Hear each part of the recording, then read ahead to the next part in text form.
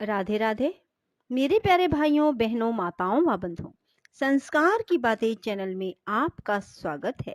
बंधुओं, आज मैं अपनी वीडियो में आपको अनंत चतुर्दशी की व्रत कथा सुनाने जा रही हूँ। बंधुओं, अनंत चतुर्दशी भादो मास के शुक्ल पक्ष की चतुर्दशी तिथि को मनाई जाती है।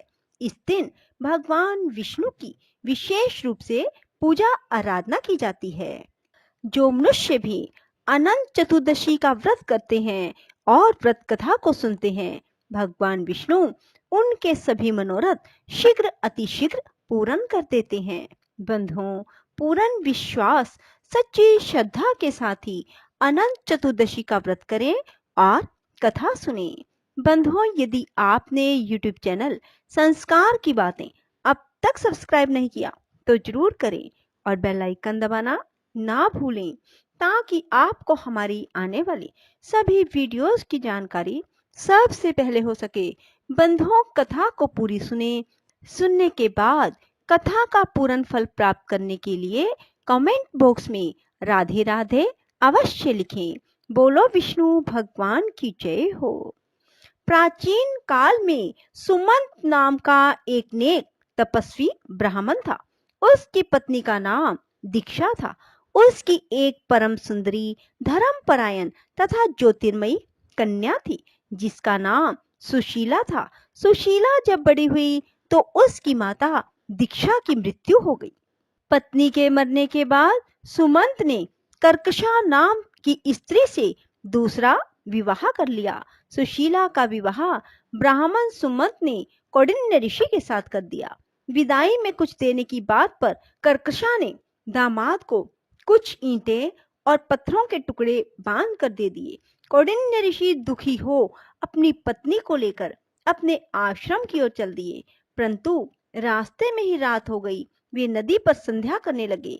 सुशीला ने देखा वहां पर बहुत सी स्त्रियां सुंदर वस्त्र धारण कर किसी देवता की पूजा कर रही थी।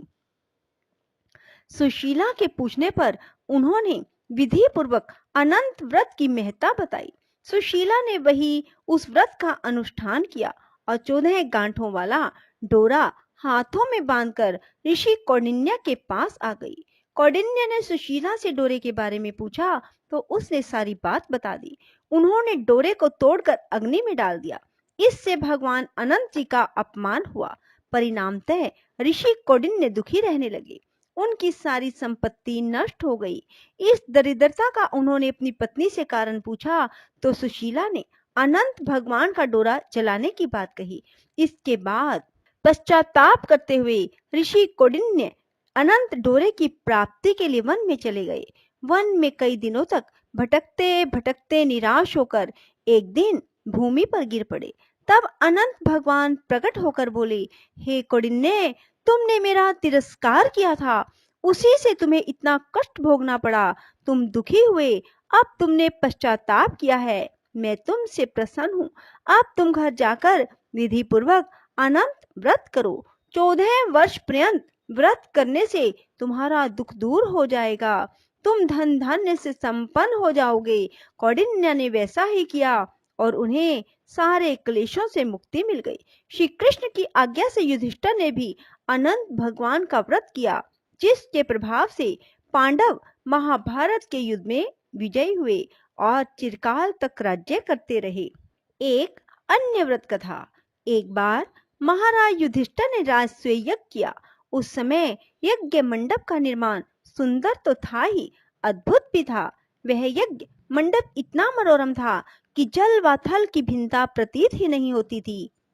जल में स्थल तथा स्थल में जल की भांति प्रतीत होती थी। बहुत सावधानी करने पर भी बहुत से व्यक्ति उस अद्भुत मंडप में धोखा खा चुके थे। एक बार कहीं से टहलते टहलते दुर्योधन भी उस यज्ञ मंडप में आ गया और एक तालाब को स्थल समझकर उसमें गिर गया। द्रौपदी ने यह देखकर अंधों की संतान अंधी कहकर उनका उपहास किया। इससे दुर्योधन चिढ़ गया। यह बात उसके हृदय में बाण के समान लगी। उसके मन में द्वेष उत्पन्न हो गया और उसने पांडवों से बदला लेने की ठान ली। उसके मस्तिष्क में उस अपमान का बदला लेने के लिए विचार उपजने लगे। उसने बदला लेने के लिए पांडवों को द्यूत क्रीड़ा में हराकर उस अपमान का बदला लेने की सोची।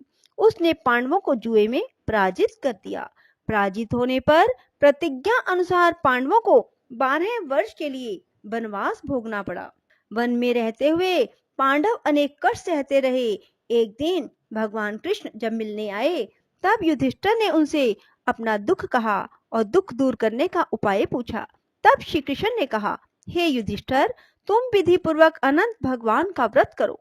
इससे तुम्हारा सारा संकट दूर हो जाएगा और तुम्हारा खोया हुआ राज्य पुनः प्राप्त हो जाएगा।